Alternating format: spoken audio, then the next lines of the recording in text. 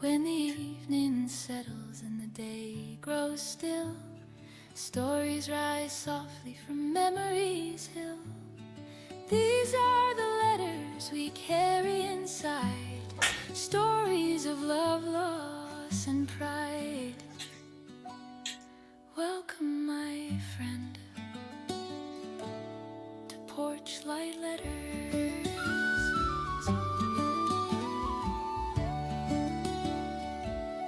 Hey, kia ora, Helen Brahms here, coming to you live from Waikanae Beach in New Zealand. Hope you're all having a super fantastic, sparkling day. Welcome to Porch Light Letters podcast number 2427. And today we are looking at what topics should you avoid when you're doing interviews. This is a very important thing to keep in mind when you are doing this. And first of all, I have to apologize for being so late on. For whatever reason, Restream, which is what I use to do the things, as you can see, I've got a new colored border around my frame here because my normal one would not connect to my Facebook and my YouTube channel. And when it did, it wouldn't allow me to. It, for some reason, had a scheduled call. And I'm like, it's not a scheduled call. And I couldn't cancel the schedule. So I had to go and recreate everything, and I didn't have my normal purple background with the little bally things that do the little wavy things. So here we are with a brand new background. Maybe tomorrow we'll be back to normal. Who knows? But anyway, so on to today's topic. It's going to be quick. I've got a migraine coming on, and I just want to get off and get the light out of my eyes so that I can just rest and get rid of it before it takes hold. Those who have migraines know exactly what I'm talking about. Here we go. Some topics require care and some require restraint. Avoid focus. Focus, Helen. It's a little hard with these little spots before my eyes. Avoid forcing sensitive subjects too early. Jumping straight into difficult topics can create discomfort and resistance. Building trust first allows more openness later. Let the conversation develop naturally before approaching sensitive areas. Respect privacy and personal boundaries. Not every story is meant to be shared publicly. Some family members may prefer to keep certain experiences private. Respecting those boundaries maintains trust and protects the relationship. Be mindful of unresolved conflict. Topics involving family disputes, estrangements, or painful history can reopen emotional wounds. Sorry, I just can't talk properly today. Approach these areas gently, if at all. Sometimes it is better to acknowledge their existence without pushing for details. Avoid judgmental framing. Questions that imply blame or criticism can just shut down a conversation. They will just not talking about that. Or they may even get a little firm with you about why, that they're not going to talk about that and how dare you ask and blah, blah, blah, blah, blah. You might get your ear chewed off on that one. Instead, asking, why did that happen?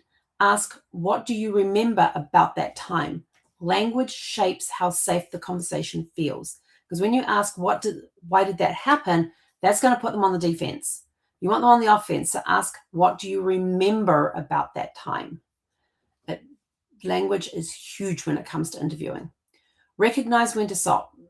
If someone becomes uncomfortable, it is important to pause or change direction. Respecting emotional signals preserves trust. Not every story needs to be told in a single conversation. And if you send them the topic that you want to talk about beforehand, along with some of the questions so they can think about it a little bit, they may come back to you and go, hey, I don't want to talk about this. And you go, that's okay. Just go, that's okay. We won't ask those questions. And you just cross that off your list and add in a different group. Is it okay if we take that off the list then and we put this one on the list? Just be very cautious and very careful, because some of the older generation, they carry a lot of pain and hurt in their hearts and in their bodies and everything about that time. And the memories just come up with emotions they don't want to deal with. And that is perfectly fine to turn around and say to them, hey, let's take those questions off the table. Do you mind if we put these questions on instead? Always ask their permission. Why this matters is because sensitive handling of topics protects both the storyteller and the relationship. Be sensitive to their desire to tell a story or not to tell a story. For those that they want to tell, dig deeper on. For those they don't want to tell, just acknowledge and avoid. Practical takeaway is prioritize trust and comfort over completeness. And if you want help preparing sensitive interview questions, then just send us a private message and we will set up a 30-minute discovery call with you to help go over some sensitive interview questions. And in closing, respectful silence can be as important as spoken stories. And with that, we are out of here. Go out, have a super fantastic, sparkling evening, and we'll catch you guys back here tomorrow evening at 6 p.m. Pacific. He konera.